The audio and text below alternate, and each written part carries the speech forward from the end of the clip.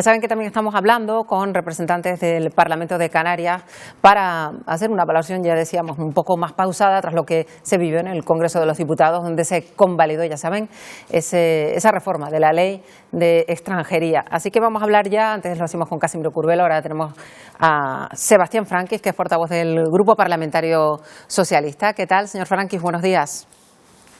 Hola, buenos días. Bueno, el PSOE de Canarias también, en el Parlamento además, pues han celebrado la aprobación, por fin, de esta reforma de la ley de extranjería el pasado 10 de abril. Decía el ministro Torres que se trataba de algo trascendental para Canarias. Sí, efectivamente, ¿no? Y más por la situación que vive Canarias desde hace ya algunos años, ¿no?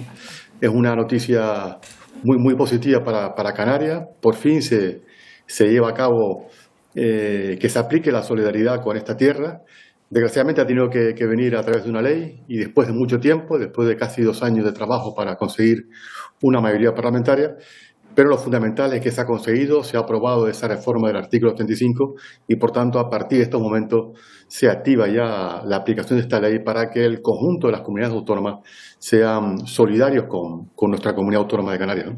Claro, durante el fin de semana les hemos escuchado decir, por lo pronto a su secretaria de organización, ser muy críticos con la postura del Partido Popular en Canarias. Han criticado que de momento pues no hayan hablado a este respecto sobre las circunstancias del Partido Popular en Canarias, los 6 diputados que votaron en bloque esa negativa junto con Vox, ¿no?, a la reforma de la ley.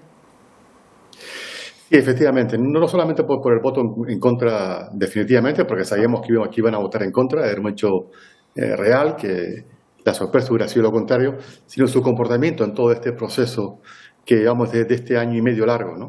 En el sentido de tener ese doble discurso. En Canarias hacía una cosa y en Madrid o en el Congreso hacían exactamente lo contrario, ¿no?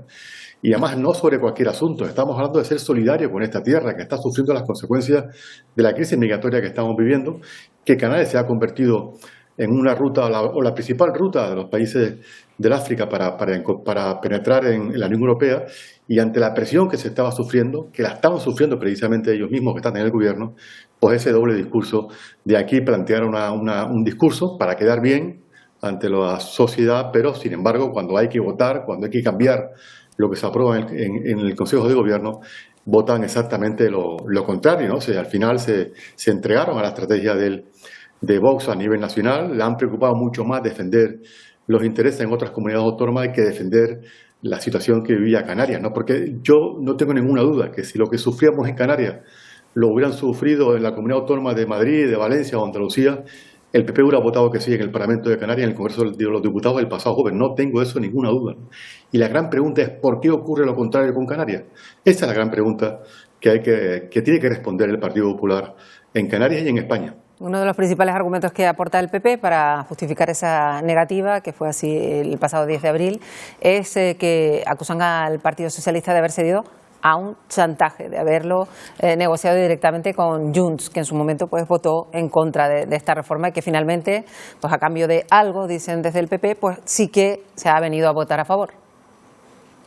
No, lo que hemos visto obligado a buscar una mayoría en el Parlamento para sacar adelante la ley, esa modificación de la ley. Eso es lo que ha ocurrido. Y nos hemos visto obligados porque el PP votó en contra de esta modificación. Hay que recordar que el Partido Popular, el señor Feijóo, firmó un pacto con Coalición Canaria cuando fue a la investidura, precisamente recogiendo la modificación del artículo 35 de esa ley.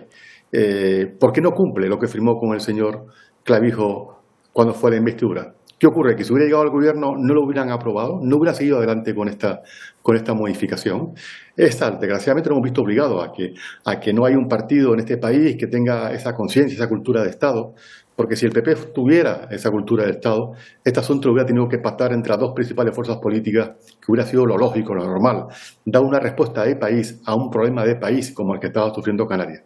Y lo que ha hecho el PP es poner por delante sus intereses electorales, sus intereses políticos y sus intereses en otras comunidades autónomas, perjudicando claramente a nuestra comunidad autónoma de Canarias. Y afortunadamente se ha conseguido esa mayoría.